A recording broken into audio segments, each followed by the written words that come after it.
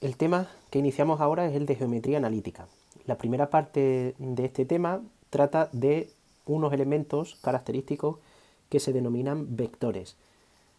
Esos vectores vendrán determinados también por puntos iniciales y puntos finales. Luego, el tema como tal, necesitamos esos puntos y esos vectores. Para representar los puntos utilizaremos las primeras letras del alfabeto en mayúsculas, y para representar los vectores tendremos que distinguir entre dos tipos de vectores. Los vectores que se denominan fijos, porque sabemos dónde empiezan y dónde terminan, en qué punto empiezan y en qué punto terminan, que se representarán con los puntos, es decir, si eran las primeras letras del abecedario en mayúsculas, pues así es como funcionarán también en nuestra representación. Por ejemplo, cuando nosotros pongamos el vector que empieza en A y termina en B, tenemos que escribir a la izquierda la A y a la derecha la B, y encima pondremos una flecha que siempre va de izquierda a derecha, nunca puede ir de derecha a izquierda. Si nosotros lo que queremos representar es un vector que comienza en B y termina en A, lo que cambiamos es el orden de los puntos, no la orientación de la flecha, sería el vector BA. Para los que vamos a denominar vectores libres, que no están fijos por un punto de partida y otro de llegada, vamos a utilizar letras minúsculas. Habitualmente la letra que más vamos o que más solemos utilizar, o que son la que es la más representativa, sería la letra U, U, V, W, aunque después puede utilizar las letras minúsculas A, B, C y así ir tirando de abecedario. Un vector se define como un segmento orientado, es decir, queda determinado por dos puntos, y lo que hacemos es que unimos esos dos puntos por un trozo de recta, que es lo que sería un segmento, dándole una orientación con una flecha. Si nosotros tenemos el punto de partida A y el de llegada B, sería el vector AB. Si la orientación se le da al contrario, pues sería el vector opuesto o vector BA. Queda caracterizado un vector por tres características, que serían el módulo, que es la longitud, la dirección, que sería la recta sobre la que se sitúa ese vector, y el sentido, que es la orientación del vector. Eso significa que dos vectores pueden ser diferentes porque tienen distinto inicio y distinto final, pero se llamarían equivalentes porque tienen la misma longitud, se ubican sobre una misma recta, es decir, con una misma dirección, y tendrían una misma orientación. Si continuamos con la definición de vector fijo, para un vector fijo necesitamos un punto de partida, que nosotros vamos a llamarle A, y un punto de llegada que le vamos a llamar B. Genéricamente, A tiene dos coordenadas, la coordenada X y la coordenada Y. La coordenada X sería la primera coordenada y la coordenada Y la segunda, que representan el movimiento horizontal y vertical respectivamente. Entonces, el vector que empieza en A y que termina en B realmente se define como la resta de la primera coordenada del punto de llegada, que en este caso sería B1, menos la primera coordenada del punto de partida, que sería 1, coma, la segunda coordenada estaría formada por la resta de la segunda coordenada del punto de llegada, B sub 2, menos la segunda coordenada del punto de partida, que sería menos A sub 2. Vamos a verlo gráficamente y vamos a verlo analíticamente. Si nosotros tenemos, por ejemplo, aquí el punto que nos aparece, que sería A igual a 1, 4, y B, que sería el 3, 1, para pasar del 1, 4 al 3, 1, si nos damos cuenta, tenemos que desplazarnos horizontalmente, nos desplazamos 2 lugares, y verticalmente nos desplazamos 3 lugares. Horizontalmente 2 lugares hacia la derecha, luego sería más 2. Verticalmente 3 lugares hacia abajo, luego sería menos 3. Las coordenadas entonces del vector AB serían 2 menos 3, que lo que significa es que nos desplazamos 2 lugares a la derecha, 3 lugares abajo. Si nosotros eso lo trabajamos de manera analítica, que es como lo que pretendemos con este tema, tendríamos que, si A es 1, 4 y B es 3, 1, el vector AB sería la primera coordenada de B, que es 3, menos la primera de A, que sería 1, la segunda coordenada de B, que sería 1, menos la de A, que sería 4, y nos da el mismo resultado sin necesidad de esa representación.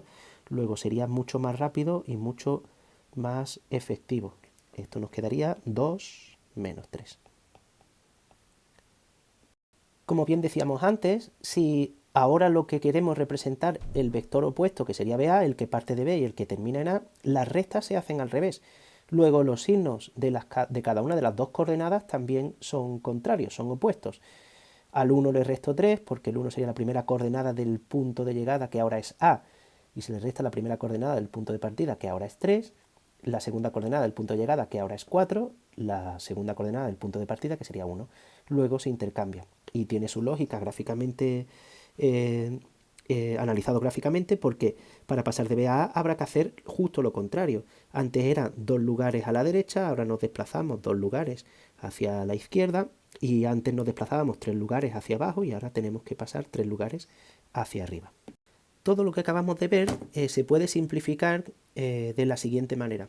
Aunque los puntos y los vectores son entes diferentes y no se podrían sumar alegremente porque estaríamos sumando coordenadas que no tienen nada que ver, pero a efectos prácticos sí que se puede hacer así. Entonces, si yo tengo un punto A, como sería, por ejemplo, el 1, 4, y un punto B, que sería el 3, 1, si calculamos el vector AB, bueno, pues si a las coordenadas de A se le suman las coordenadas del vector AB, nos va a dar como resultado las coordenadas del punto B, y al revés. Si a las coordenadas del punto B le sumamos las del vector BA, nos va a dar como resultado las coordenadas del punto A. Una vez que hemos presentado todo lo referente a los vectores fijos, nos podemos dar cuenta que los desplazamientos, como se representan con dos números, teniendo en cuenta o sin tener en cuenta el inicio y el final, en cada uno de los vectores que yo he representado en estos ejes cartesianos, nos damos cuenta que el 2 menos 3 se puede situar sobre cualquier punto. De manera que, iniciándolo en un punto determinado, me determina el punto de llegada correspondiente. Pero todos los vectores tienen las mismas coordenadas, y ahí están representados vectores con coordenadas 2 menos 3. Eso significa que hay infinitos vectores que tienen las mismas coordenadas y por tanto las mismas características, es decir, el mismo módulo, la misma dirección y el mismo sentido. Si nosotros cogemos todos esos vectores y los representamos por un único que tenga por coordenadas 2 menos 3, es lo que se define como vector libre, que sería el vector que representa a todos los vectores equipolentes, es decir, los que tienen las mismas características, el mismo módulo, la misma dirección y el mismo sentido. Entonces todos los vectores equipolentes están representados por un vector libre que nosotros le vamos a llamar, por ejemplo, U, y que sería el que tendría de coordenadas 2 menos 3. En conclusión, para diferenciar entre un vector libre de un vector fijo, no lo diferencian las coordenadas, sino que lo diferencian el nombre que nosotros le demos. Si el nombre que aparece con 2 letras mayúsculas, significa que es un vector fijo que empieza en la primera letra mayúscula, que representa un punto, y termina en la segunda letra mayúscula, que representa otro punto. Si nosotros lo representamos con una letra minúscula, estamos hablando de un vector genérico que tiene las mismas características que todos los vectores fijos con las mismas propiedades, es decir, el mismo módulo, la misma dirección y el mismo sentido. A lo largo del tema y en los ejercicios necesitaremos calcular el punto medio de dos puntos. Para calcular el punto medio de dos puntos se hace de forma sencilla. Si nosotros tenemos el punto A con coordenadas A1, A2 y el punto B con coordenadas B1, B2, el punto medio, que representamos como PM, del segmento AB, serían las dos primeras coordenadas de cada punto sumadas y divididas entre 2, y la segunda coordenada serían las dos segundas coordenadas sumadas y divididas entre 2. Por ejemplo, si nosotros tenemos que el punto A es el 5, 0 y el punto B es el 1, 3, pues nada, el punto medio del segmento AB sería 5 más 1 partido de 2, 0 más 3 partido de 2. Es decir, el punto medio estaría o tendría por coordenadas 6 entre 2, 3 y 3 entre 2, 1,5 o 3 medios. Os recuerdo que siempre que se represente una de las coordenadas con números decimales tendremos que poner una coma, y la separación entre coordenadas la utilizaremos, o lo que utilizaremos para separar las coordenadas será el punto y coma. Seguimos con las definiciones y con las propiedades y empezamos con lo que sería el módulo de un vector. El módulo es la longitud. Cuando yo quiero calcular la longitud, como nosotros partimos de un vector, por ejemplo, de coordenadas U1, U2, Tenemos en cuenta que la primera coordenada, u1, nos representa lo que sería el desplazamiento horizontal. Cuando tenemos el u2, lo que nos va a representar es el desplazamiento vertical. En conclusión, el vector como tal ejerce de hipotenusa de un triángulo rectángulo.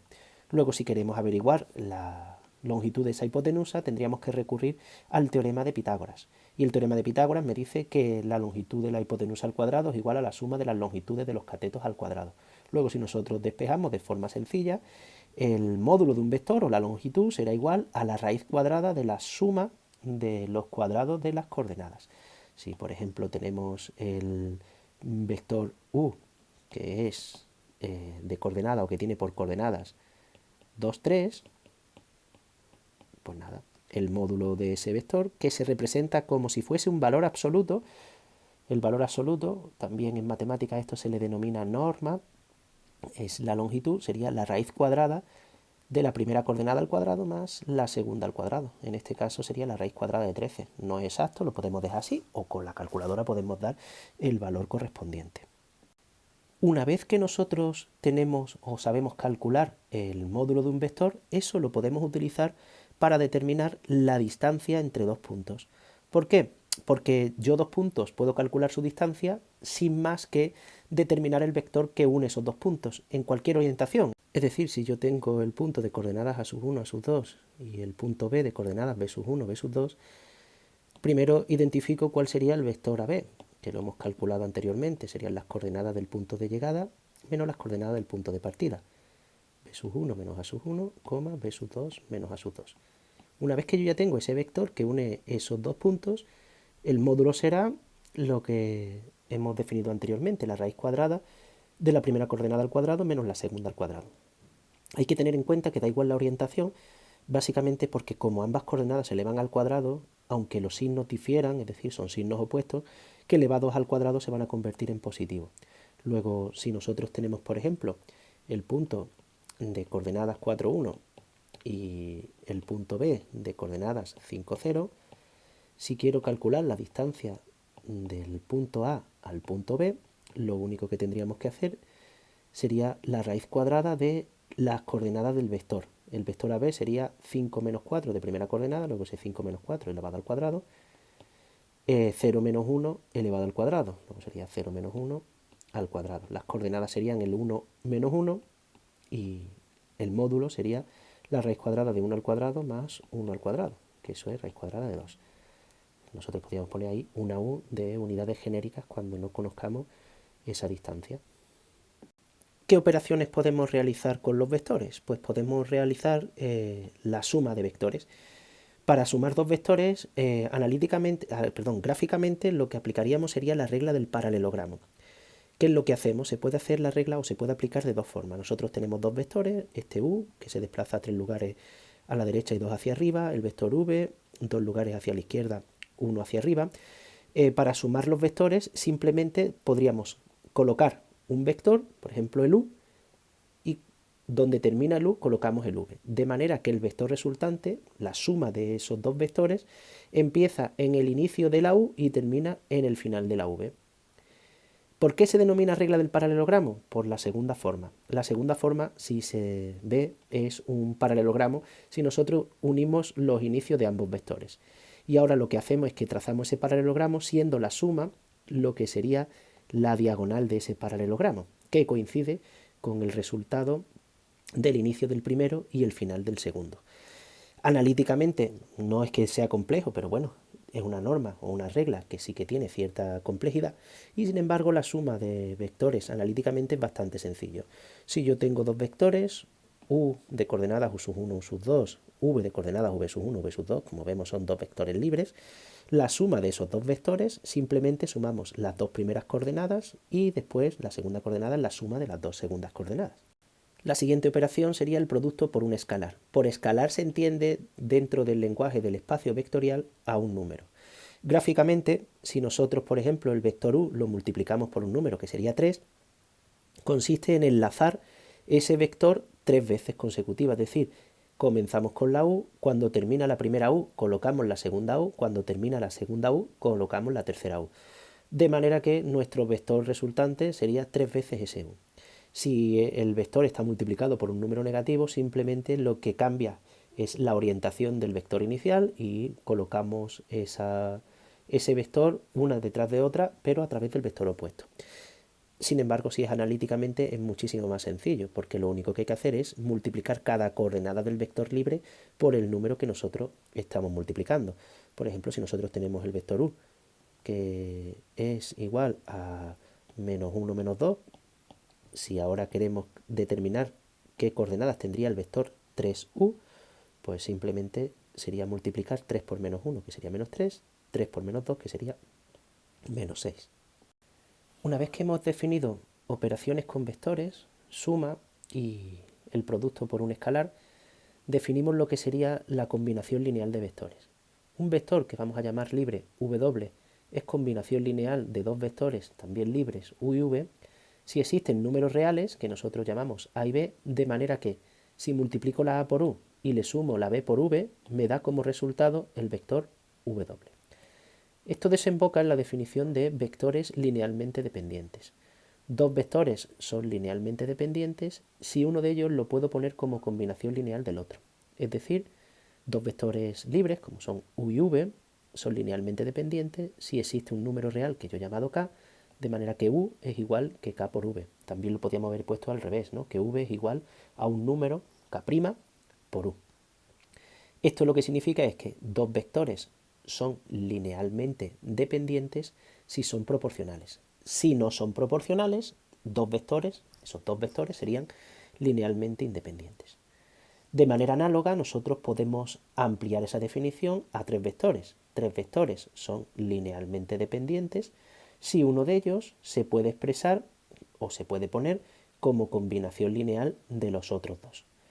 En general, con los vectores que nosotros vamos a trabajar en R2, con dos coordenadas, siempre se va a poder poner cualquier vector como combinación lineal de otros dos, salvo que con respecto a los que yo ponga como combinación lineal sean proporcionales y el tercero, el que tengo que poner como combinación lineal, no lo sea, salvo en ese caso, todos los demás casos sí que serán siempre será posible expresarlo como combinación lineal y por tanto tres vectores, cualesquiera, siempre serán linealmente dependientes.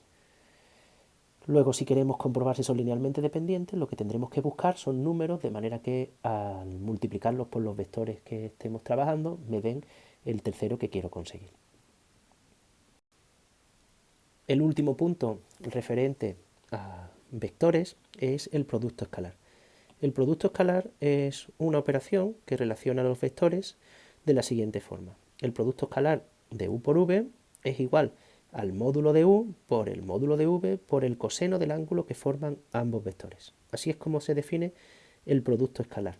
La relación, o sea, el símbolo que relaciona y con el que representamos que dos vectores están realizando un producto escalar es el producto numérico. Una vez que nosotros definimos eso, a continuación podemos dar como consecuencia ciertas características. En primer lugar, la consecuencia 1 es la condición de perpendicularidad.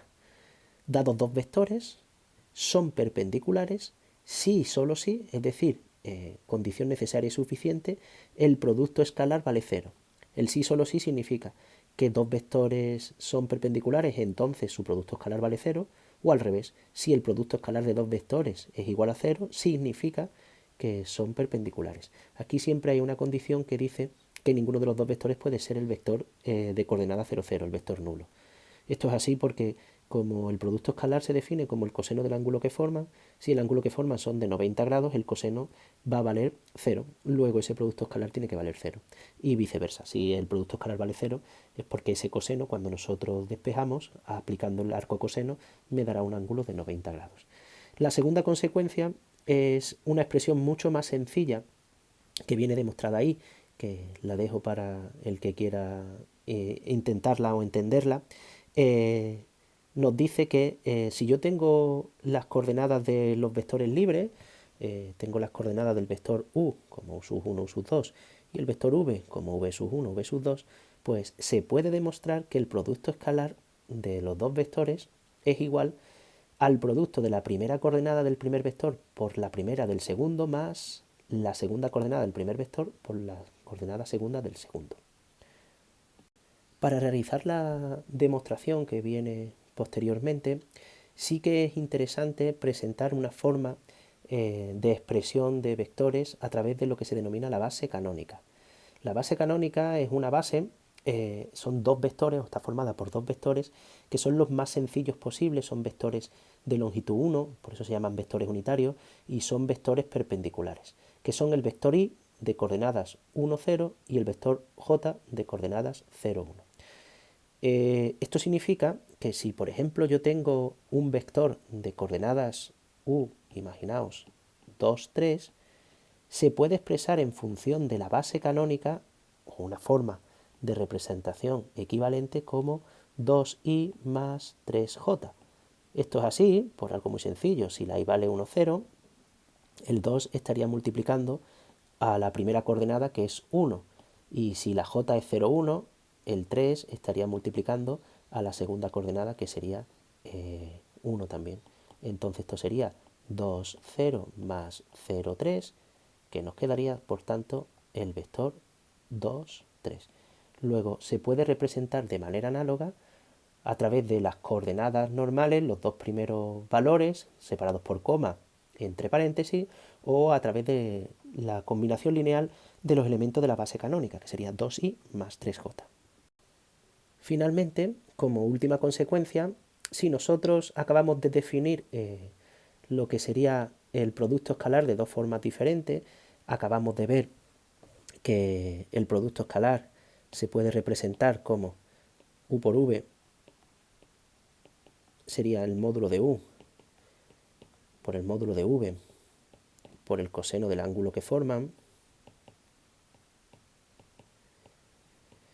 Si conocemos las coordenadas de ambos vectores, u es u sub 1, u sub 2, v es v sub 1, v sub 2, con esas coordenadas también podemos definir los módulos, que sería la raíz cuadrada de la suma de los cuadrados de las coordenadas, u sub 1 cuadrado más u sub 2 cuadrado, módulo de v, que sería análogo, v sub 1 cuadrado más v sub 2 cuadrado dentro de una raíz cuadrada, y la definición del producto escalar, que sería igual a primera coordenada por primera coordenada más segunda coordenada por segunda coordenada.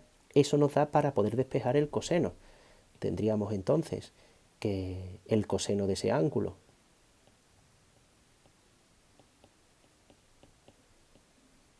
sería el producto escalar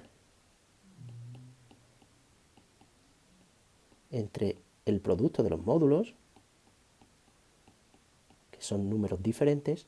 Bueno, pues si yo lo que hago es que realizo los cambios y aplico el arco coseno, tendríamos entonces que el ángulo que forman u y v es el arco coseno del producto escalar, u sub 1 por v sub 1 más u sub 2 por v sub 2, partido de los módulos, la raíz cuadrada de u sub 1 al cuadrado más u sub 2 cuadrado por la raíz cuadrada de v sub 1 cuadrado más v sub 2 cuadrado. Es decir, que yo a partir de ahí puedo determinar cuál sería el ángulo que forman dos vectores simplemente conociendo las coordenadas de esos dos vectores. La última consecuencia está dentro de los apuntes porque se utiliza en diversos ejercicios. Dado un vector u de coordenadas u sub 1 o u sub 2, a partir de lo que acabamos de definir como vectores perpendiculares y lo que sería la definición de producto escalar, podemos conseguir fácilmente un vector perpendicular a uno dado simplemente intercambiando sus coordenadas y una de ellas de signo. Es decir, yo puedo conseguir, si el vector libre del que yo quiero conseguir el vector perpendicular es u sub 1 o u sub 2, un vector perpendicular sencillo, hay infinitos, pero uno sencillo sería cambiar el orden u sub 2, u sub 1 y uno de ellos de signo. Podría ser menos u sub 2, u sub 1 o podría ser u sub 2 menos u sub 1. Esto es así porque si nosotros realizamos ese producto escalar, u por v, necesito obtener el mismo resultado para que me dé 0, pero con signos opuestos. Es decir, que cuando yo multiplico sub 1 por la segunda coordenada cambiada de signo y la segunda coordenada por la primera sin cambiar de signo, obtengo el producto de ambas coordenadas con signos opuestos, de manera que nos quedaría menos u sub 1, u sub 2 más u sub 1, u sub 2. Y da igual la que cambie de signo. Con que una de ellas cambie de signo, ya me dará la misma cantidad distinta con signos opuestos. Cuando yo ya lo sumo me queda 0 y esa era la condición necesaria y suficiente para que fuesen perpendiculares. Luego, si yo quiero conseguir, imaginaos, un vector perpendicular al 4 menos 1, pues podría conseguirlo de manera sencilla intercambiando el orden y uno de ellos de signo. Si aquí tengo una de las coordenadas que es negativa, yo recomiendo que sea la que cambie de signo. Luego el vector perpendicular sería el 1, 4. Cuando yo aplico el producto escalar sería 4 por 1, 4, más menos 1 por 4 menos 4, que nos quedaría 0.